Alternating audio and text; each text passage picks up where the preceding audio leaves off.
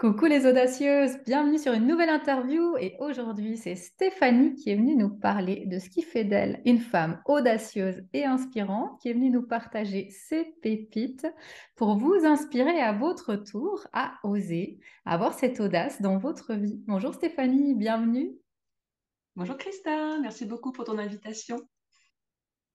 Merci à toi d'avoir accepté et de venir à ton tour partager ces pépites qui font de toi cette femme audacieuse aujourd'hui. Alors peut-être avant de nous révéler tes pépites, tes secrets, peux-tu te présenter aux personnes qui vont te découvrir aujourd'hui dans cette interview? Qui es-tu, Stéphanie? Alors Stéphanie Genevois, moi je suis française, j'habite dans le centre de la France, vers Lyon. J'ai le bonheur d'être maman de trois beaux enfants qui grandissent, qui me font grandir avec eux. Et je suis également entrepreneur depuis 2016. Et je pourrais dire aujourd'hui que je suis facilitatrice de possibilités. En fait, ma grande passion, c'est trouver des solutions aux problèmes, activer toute ma créativité, ma culture générale. Enfin, j'ai vraiment été curieuse de plein de choses et j'aime en fait comme ça faire du lien pour créer des solutions sur mesure pour les femmes, pour les entrepreneurs qui peuvent se sentir dépassés justement par des challenges qu'elles rencontrent, des difficultés, par leur organisation, par leur gestion du temps et des priorités. Voilà, je vais les aider à prendre du recul, à alléger leur charge mentale, à structurer aussi leur journée pour que ces journées, finalement, elles soient plus joyeuses, plus légères, qu'elles soient pleines de sens et qu'elles reconnectent à leur projet de cœur. Voilà. Ah, joli. Et c'est joli, j'aime bien cet intitulé de comment tu as dit, facilitatrice Facilitatrice de de possibilités. Ouais. possibilités. Je trouve ça original. Comment ça t'est venu de sentir, de découvrir que c'était ça qui te correspondait? Bah, c'est des réflexions régulières en fait. Quand j'ai créé mon entreprise au départ, c'était pas ça, hein, c'était très pragmatique. Moi, je suis quelqu'un qui aime le concret, le pratico-pratique, et donc au début, mes accompagnements, c'était l'organisation personnelle et familiale. C'était Mhm. vraiment là-dessus, donc c'était vraiment du conseil en organisation et en gestion du temps. Et puis en fait, au fil des accompagnements, je me suis rendu compte que ça allait pas assez loin. Et puis moi, ça me suffisait pas dans le sens où je sentais que je pouvais faire mieux, que je pouvais faire plus. Et petit à petit, et puis j'ai eu les clientes aussi qui ont permis ça, des clientes qui étaient curieuses, qui étaient passionnées. Et finalement, on parlait de plein d'autres sujets. Et je me suis rendu compte que, en fait, ça popait très vite. Euh, Mhm. et du coup, je suis progressivement allée vers un accompagnement global en fait de la personne dans sa situation, euh, parce que bah, si elle est à un moment donné débordée ou désorganisée dans une sphère de vie, ça impacte les autres sphères de vie. Donc, du coup, petit à petit, voilà, moi je suis montée vers une vision plus globale pour voir comment on pouvait harmoniser toutes ces sphères de vie ou presque en tout cas pour que elle retrouve un bien-être, une harmonie, une joie aussi, que ça se répercute finalement dans toutes ces facettes de vie. Et puis voilà, nous les femmes, on est multifacettes, on a plein de casquettes. Donc soit ces casquettes, ben, on les porte dans la contrainte, on se sent enfermé dedans, c'est pesant, soit on peut, et c'est ce que je les invite à faire, hein, faire des choix joyeux, légers, pour que ces casquettes finalement ben, soient portées avec conscience et avec beaucoup plus de sérénité. Ouais. Ouais, c'est chouette, c'est intéressant justement cet aspect d'aller explorer toutes les sphères de la vie, parce que des fois on se focalise effectivement sur une chose et finalement ça se résout en travaillant sur le reste également. Ouais. Et pour revenir aux mots, donc c'était le début de ta question, euh, donc facilitatrice, euh, je me suis rendu compte de ça et puis je l'assume maintenant comme talent, en fait. c'est que j'ai beaucoup, et quand j'entends quelqu'un dire, ah oui, mais là, moi, je peux pas, c'est pas pareil. Ça, en fait, c'est le déclencheur pour moi. C'est un déclencheur à créativité. Et là, je peux pas m'empêcher de dire, attends, je suis sûre que moi, je vais te trouver un, deux, trois, cinq solutions possibles. Je te les propose, après, tu choisis Mhm. une ou aucune. Ça, c'est ton choix. Mais moi, je sais que ça va popper, en fait. Et du coup, là, bah, ça me déclenche. Est-ce que tu as pensé à ça? Et est-ce que tu sais? Et c'est là que je vais aller, en fait, piocher dans plein de trucs parce que voilà, dans mon parcours, ben, j'ai été curieuse de plein de choses. Et par rapport à l'audace, peut-être aussi, ben, j'ai osé, en fait, mais je pense que c'est naturel chez moi, en fait. C'est, tiens, ça me plaît, donc je vais aller explorer ça, puis ça, tiens. Et puis, en fait, voilà, je vais passer d'un sujet à l'autre. Et à chaque fois, je vais en retenir, en fait, suffisamment de choses pour pouvoir après le combiner avec le reste. Et du coup, ben, créer voilà, des solutions après sur mesure pour les personnes. Donc, et j'ai encore fait ça hier, justement. On avait une rencontre de réseau, donc on avait des petites salles de travail, et puis la personne était là. Oui, ben bon, voilà, moi, parce que mon domaine, ben, c'est ça, je fais pousser des légumes et tout, donc ces trucs-là, c'est plus pour celles qui font des bijoux. Je fais, attends, on va trouver. Et en 2 minutes, elle m'a fait, ah ouais, c'est super ça comme idée. Ah, c'est génial, c'est vraiment cette fameuse zone de génie, de magie que tu as pu trouver Ouais. de toi et Oui. qui fait que tu arrives à avoir plein de ces petites solutions-là, de dire à la personne, ah ouais, et ça, tu as pensé à ça, puis finalement, qui lui permet d'avancer, de débloquer des situations. C'est Mm, chouette. mm. Ouais, ah ouais. Et alors, par rapport à cette audace, justement, qu'est-ce que toi, tu souhaitais partager de ta personnalité, de ton parcours aux personnes qui vont regarder cette interview et qui se disent peut-être, oui, mais moi, je me sens pas d'être quelqu'un d'audacieux, je ne me sens pas d'oser vraiment. Qu'est-ce que tu aurais à partager aujourd'hui avec nous? Ce que j'aurais envie de vous dire, à vous qui nous écoutez, c'est déjà d'observer que vous êtes sûrement déjà audacieuse. Peut-être que vous n'utilisez pas ce mot-là. Et moi, jusqu'à quelques temps aussi, j'aurais pas utilisé ce mot pour me caractériser.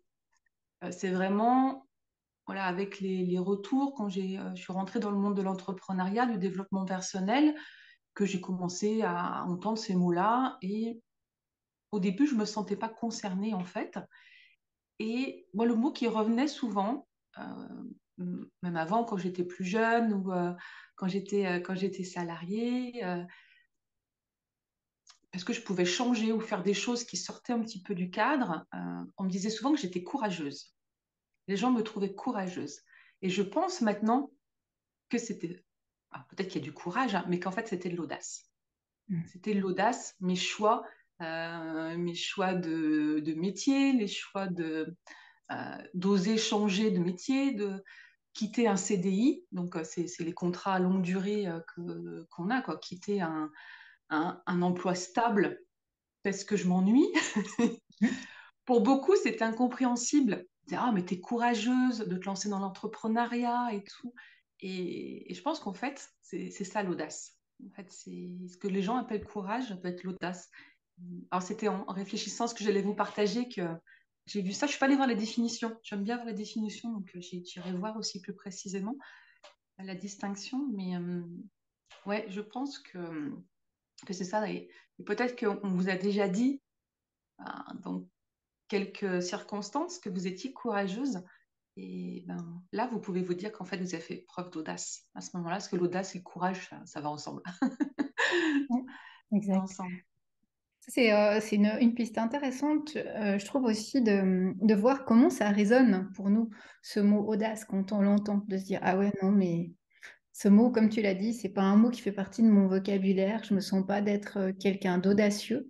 Et puis finalement, de réfléchir, de voir qu'est-ce qu'on met peut-être à la place de ce mot aujourd'hui. Peut-être qu'on n'est pas encore allé jusqu'à cette étape d'audace, mais qu'on fait déjà, comme tu le dis, des choses courageuses. On a osé faire des choses, sortir de cette fameuse zone de confort, hein, d'où beaucoup de Ouais. personnes n'osent pas sortir. Et qu'en regardant un peu notre parcours, notre vie, on se dit, bah oui, finalement, c'est vrai. J'ai eu de l'audace, j'ai osé faire certaines choses que beaucoup de personnes n'ont pas osé. J'ai eu ce courage-là de le faire. Mm. Ce que je pourrais partager aussi, c'est quelque chose que j'ai vécu avec mon fils là récemment. Donc, mon plus jeune, il va avoir 11 ans. Et la semaine dernière, il a été complètement paniqué par un exercice à l'oral qu'il devait faire en cours. Donc, il avait vraiment eu voilà, des émotions très désagréables. Il m'a dit, mais mes jambes ne me portent plus. Donc, le matin d'aller à l'école, vraiment, il était dans un état euh, voilà, c'était pas du caprice ou c'était quelque chose, c'était vraiment, il le ressentait, c'était son corps qui disait non. Donc, on a accueilli ça, on lui a dit, OK, bah, écoute, tu n'iras pas à l'école aujourd'hui. Par contre, il va bien falloir y aller et faire cette prise de parole Mm. euh, devant la classe, quoi. Et on a travaillé dessus et en fait, en l'écoutant, il se faisait toute une représentation de les autres vont se moquer. Les autres vont se moquer et du coup, ça l'empêchait d'aller faire ça. Et je pense qu'il y a beaucoup de ça qui peut freiner le fait d'oser, Mm. de faire des choses différentes. C'est tout cet aspect de faire des suppositions. Faire des suppositions sur ce que les autres vont penser. Et du coup, on donne le pouvoir aux autres de décider de ce qu'on va faire ou pas. Et donc, ben ça déjà, comme j'ai fait avec mon fils, hein, c'est de l'accueillir, se dire, OK, là, il y a quelque chose j'ose pas, ça, il y a des craintes. En même temps, si vous avez des craintes, c'est un peu normal, hein. Enfin, c'est normal d'appréhender un peu, mais il faut pas que ça vous fige. Et puis finalement, le mercredi soir, il m'a dit, c'est bon, maman, je sais pas si je passe demain, mais je suis prêt, j'y vais. Et voilà, donc je l'ai trouvé courageux et du coup audacieux d'aller ben, au-delà de ses peurs. Je lui ai fait, mais et si vraiment, parce qu'en plus ça arrive très rarement, hein, ce qu'on s'imagine, dans le pire, si vraiment il se moque, il me fait, m'en fous. Je fais, bah voilà, voilà. Et puis au final, pour boucler, ça s'est très bien passé, personne ne s'est moqué, Mm. donc les pires craintes ne se sont pas produites, et Ouais. du coup, ben, ça va le renforcer. Je sais que ça va être une bonne expérience pour lui, pour le renforcer, que bah, il peut oser, il peut aller faire sa présentation et personne ne se moque et il peut être fier de lui. Ouais. Et, C'est vrai que cette problématique du regard des autres, elle est très très présente hein, dans les freins qu'on a à doser. C'est ok, comment dépasser ce regard des autres. Et comme tu le dis par rapport à ton fils, c'est cette spirale vraiment positive d'une fois qu'on ose dépasser comme ça un frein, un blocage. Et puis que ça, on voit que ça fonctionne. On se dit, waouh, en fait, je n'osais pas. Mais finalement, comme pour ton fils, ça s'est bien passé. Ça renforce cette confiance, cette estime de soi. Et puis vraiment, on se dit, bah, la prochaine fois, je vais le faire, je vais faire quelque chose en plus. Et puis finalement, d'arriver à faire toujours plus de choses vers cette ascension, vers cette audace. Et comment toi tu fais de ton côté, Stéphanie, par rapport à ce regard des autres? Parce que c'est vrai que c'est quelque chose qu'on entend souvent, hein. Ah ouais, mais qu'est-ce qu'on va penser? Qu'est-ce qu'on va dire de moi? J'ose pas parler de ça ou de ça, ou j'ose pas prendre cette décision. Est-ce que toi, tu as une petite astuce à nous partager qui fait que tu fais abstraction du regard des autres, que malgré la peur du regard des autres, tu passes à l'action? Comment tu t'y prends? alors, je sais pas si c'est une astuce, en tout cas, depuis toute petite, je m'en fiche pas mal du regard des autres, en fait. C'est venu plus tard. Je pense que c'est plus des choses où on m'a inculqué. Tu vois, mais spontanément, moi, même toute mon adolescence, j'avais envie de faire quelque chose, je le faisais, hein. Mhm. Puis voilà. Donc, mais à force d'entendre que bah, ça se fait pas, que ceci, que t'as, euh, ouais, c'est faire attention aux peurs des autres aussi. Je sais que quand j'ai quitté mon CDI pour devenir entrepreneur, ma mère a eu d'énormes craintes par rapport à ça et en fait, elle me projetait énormément de peur. Ouais. Donc, si moi, je ne faisais pas attention, je pouvais être vraiment impactée en fait, mais c'était ses peurs à elle. Mais comment tu vas faire pour l'argent et comment tu vas faire pour te faire connaître? Est-ce que ça va vraiment marcher? Donc déjà, ouais, c'est d'avoir suffisamment confiance en soi aussi pour ça. Et puis c'est d'y aller progressivement. Enfin, voilà, vous n'êtes pas obligé de quitter votre CDI demain. Moi, des fois, je peux être peut-être un petit peu radicale, mais voilà, c'est d'y aller progressivement. Comme tu disais, en fait, on ose un premier pas et puis on voit que ça s'est bien passé. Donc, on osera un pas plus grand la prochaine fois, etc., etc. Et on grandit sa confiance et son estime de soi.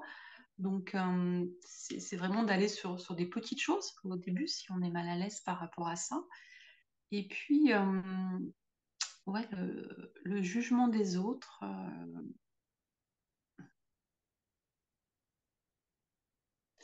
je dirais de se mettre aussi dans les meilleures conditions possibles.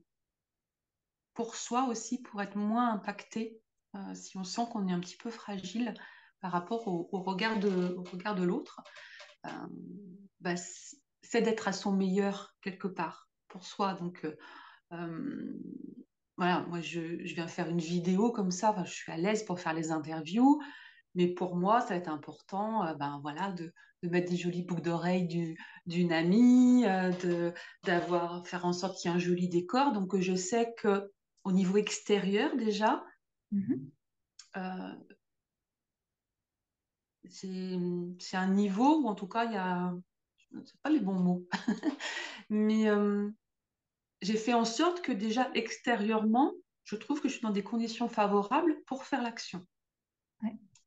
Euh, donc voilà, si par exemple oser aller demander une augmentation de salaire à son patron, on va pas y aller après une insomnie, on va pas y aller le jour où la pleine lune voilà, nous empêcher de dormir, qu'on se sent pas bien, qu'on est dans des fringues dans lesquelles on se sent pas à notre meilleur. Vous voyez, c'est mettre aussi des conditions extérieures qui vont nous soutenir. On peut avoir une pierre dans la poche, donc on va pouvoir tenir. La power posture que tu nous as montré aussi. Enfin, voilà, ça. Et après, je pense que c'est en faisant. C'est vraiment en faisant qu'on va se rendre compte que finalement, soit les autres finalement ne disent rien, parce que souvent, en fait, voilà, comme mon fils, on s'imagine qu'on va avoir des moqueries, qu'on va avoir des critiques, et puis en fait, non. Euh, Moi, j'ai jamais de haters sur les réseaux sociaux, par exemple. Je sais qu'il y en a qui en ont. Peut-être que j'aurais 1 million, mais j'ai pas de haters, donc j'ai pas d'appréhension d'aller. Puis même si on avait un, ben, je supprime. J'ai ce pouvoir-là, hein. C'est mon compte et tout, donc je supprime, hein. Et puis c'est tout. Et ouais, et puis c'est vraiment de vivre en fait pleinement dans son corps au niveau des ressentis, la satisfaction quand on l'a fait. Mhm. Mais pour ça, il faut le faire. Donc Ouais. c'est vrai que ça peut être. Mais en fait, c'est en faisant qu'on grandit la confiance de faire encore plus grand. C'est pour ça que c'est important au départ de commencer par des petites choses le plus facile possible pour après aller vers d'autres choses audacieuses. Donc, et puis, ça peut être dans des sphères de vie différentes aussi. C'est-à-dire que si on sent, par exemple, que dans son entreprise, euh, on- voilà, il y a des choses qu'on appréhende ou on n'ose pas, on peut aller construire ou booster sa confiance dans une autre sphère de vie dans laquelle on est beaucoup plus à l'aise, avec les amis, avec des personnes de confiance ou euh, voilà, dans la famille ou dans une activité sportive ou associative dans laquelle vous êtes, dans laquelle vous vous sentez extrêmement à l'aise, ben là, faites des choses audacieuses qui vont nourrir après pour la sphère professionnelle. Plus loin, oui. Un peu comme un entraînement comme ça, d'aller toujours plus loin, de voir justement qu'on on a osé parler à un ami ou à la famille, puis dire, OK, ben, je l'ai fait, ça s'est bien passé. Finalement, notre cerveau aussi, hein, il s'habitue à voir que ben, ça s'est bien passé, tu peux continuer, hop, j'y vais, et puis finalement, j'en viens à demander une augmentation à mon patron, etc. Et ça, c'est aussi important, ces fameux petits pas, hein, de toujours se dire, OK, c'est quoi le premier petit pas que je peux faire? Il n'y a pas besoin de faire quelque chose d'incroyable. C'est vrai que quand on raconte des fois un fait, on dit, ouais, j'ai quitté mon emploi de salarié, j'ai quitté mon mari, j'ai fait des choses comme ça grandes. la personne elle se dit, ah ouais, quand même. Il y a un moment de se dire, ouais, mais avant de le faire, il s'est passé plein de petites étapes. Souvent, hein, on n'a pas sauté comme ça dans le vide du jour au lendemain. C'est des choses qu'on a réfléchi, on a pensé, on a construit, on a fait des premières étapes, etc. Et vraiment, je pense que c'est important, ces petits pas, comme tu le dis, d'aller à son rythme et puis de voir que c'est possible et de prendre cette confiance pour faire toujours plus grand, toujours plus loin. Mm. Ouais, ouais, ouais, c'est ça. Et c'est de s'écouter aussi, et puis vraiment de choisir ce qui vous parle aussi. Si pour vous, ça n'a aucun intérêt de sauter en parachute ou de quitter votre travail, ne le faites pas juste pour être audacieuse ou parce que, ah oui, mais cette personne, je la trouve tellement inspirante, elle a fait ça et ça, alors ça devient mes envies à moi. Mais en fait, ça part pas du cœur. Donc c'est vraiment toujours de vous ramener à vous. Donc pas être influencé non plus par ce que fait l'entourage ou ce que vous voyez sur les réseaux sociaux, mais bien de vous dire, moi, par rapport à moi, ça serait quoi un pas audacieux aujourd'hui? Ça serait quoi le pas audacieux de demain? Mm. Mais toujours dans qui je suis, dans le respect de mes valeurs, de ce qui est important pour moi. Ouais, ça, c'est important, dans cet alignement de qui l'on est, justement. Parce que, comme tu le dis, hein, on peut vite être influencé, encore plus par les réseaux, hein, de se dire, ah ouais, moi aussi, je vais faire ça ou je devrais faire ça, finalement. Se dire, non, mais ça ne me correspond pas forcément, c'est pas ça le pas audacieux qui va m'épanouir. Ok, peut-être que je le ferai. Je dirais, ah bah voilà, je l'ai fait, j'ai sauté en parachute, j'ai sauté à l'élastique, eh ben, c'est génial. Mais est-ce que c'était vraiment ça, le pas audacieux qui me correspondait à moi, pas forcément. Et ça, c'est important, ce que tu partages justement, de pouvoir s'écouter, se connaître et puis prendre des décisions, faire des choix qui sont en accord avec qui l'on est justement et pas faire des choix parce que euh, on m'a dit que c'était bien de le faire ou parce que telle personne l'a fait et ça fonctionnait pour elle. Et Ouais, puis finalement de se rendre compte que non, je suis pas plus heureuse après parce que c'est pas ce qui fonctionne pour moi. ouais. Ouais, donc vraiment ouais, d'être connecté à soi, ce qui implique de bien se connaître, hein, c'est quoi mes valeurs, c'est quoi mes priorités aujourd'hui, qu'est-ce qui est vraiment important pour moi et ce sur quoi moi j'ai envie de progresser. Donc ouais, de ne pas se comparer. Il y a un exemple, par exemple, donc moi j'ai 3 enfants, mais ça a toujours été non négociable que je travaille. Mhm. Les femmes, les mamans qui choisissent de rester à la maison avec leurs enfants, je les trouve extrêmement audacieuses. Pour moi, c'est audacieux, courageux, mais ça me correspond pas. Ça me correspond pas. Mais j'adore mes enfants, mais je suis pas une femme au foyer. Euh, donc voilà, c'est pour ça qu'il faut se connaître et voir là où on s'épanouit et là où on a envie. Ouais, Donc ça peut être dans n'importe quelle sphère de vie. Euh, c'est vrai que toutes les deux, on est dans le monde de l'entrepreneuriat, donc on va peut-être voir plus de choses avec des entrepreneurs qui font des choses d'audace et on va pas voir leurs autres sphères de vie. Donc c'est important aussi de vérifier. Et puis ça peut changer aussi. Ça c'est super important, c'est ça qui est bien avec la vie, c'est que ce qui vous passionnait l'année dernière, c'est peut-être pas forcément la même chose cette année, et ça sera pas la même chose l'année prochaine.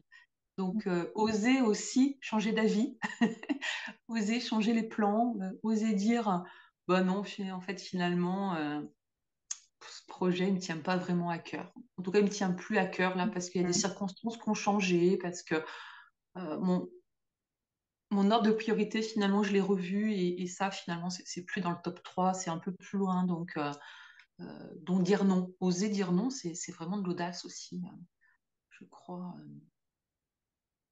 Qu'on essaie toujours en tout cas, on a une pression de la société de réussir partout, d'aller au bout de tout aussi, sinon on va nous dire on est des girouettes ou qu'on. Non, à un moment donné, il ne faut pas s'acharner non plus dans un projet. Dire non, dire stop, c'est aussi de l'audace, c'est aussi aller à contre-courant. Euh, c'est aussi oser oui, avoir des critiques de dire ah, mais t'es pas fiable, tu vas pas jusqu'au bout. Non, mais là, en fait, c'est devenu tellement contraignant et contre-productif et tout que là, ce projet, je l'arrête. Ouais, Donc, ça aussi, c'est vrai. C'est vrai que c'est de l'audace que de poser justement ses limites, d'oser dire stop, d'accepter aussi, de dire, OK, là, ben, ça ne me correspond plus ou ça ne me correspond pas. Et j'ai besoin de changement, j'ai besoin d'aller ailleurs, de faire d'autres choses.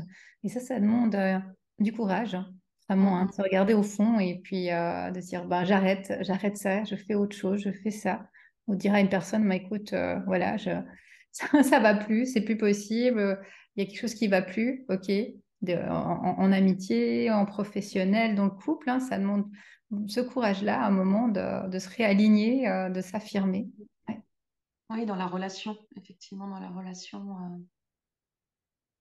c'est pas évident. Ça peut pas être pas évident. Et pareil, on peut faire des petits pas aussi par rapport à ça. Mais voilà. Et, ouais, voilà.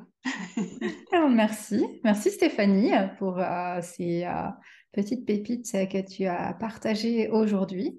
Donc, si vous vous reconnaissez un peu dans ce que Stéphanie vous a partagé, si vous voulez aller travailler peut-être sur vos différentes sphères de vie, n'hésitez pas à aller voir les liens, à aller suivre Stéphanie sur les réseaux, à aller découvrir ce qu'elle fait. Ça pourra certainement vous donner d'autres astuces, d'autres pépites pour continuer à oser vraiment prendre votre place, vous déployer, hein, avoir cette audace dans votre vie. Belle suite, Stéphanie. Merci d'être venue à cette interview aujourd'hui. Bah, merci beaucoup, Christa, pour ton invitation, pour cet échange. Et puis, j'aime toujours ce format aussi interview parce que ça me permet de mettre en mots aussi, d'exprimer des choses que j'ai à l'intérieur de moi et peut-être qu'ils sont un peu en vrac. Et voilà, cet exercice en tout cas que tu m'as proposé, ça me permet aussi voilà, de clarifier les choses pour moi et puis de réaffirmer hein, des choses qui sont importantes. Donc, c'est une bonne chose aussi. Merci beaucoup, Christa. Avec plaisir. À bientôt. Au revoir.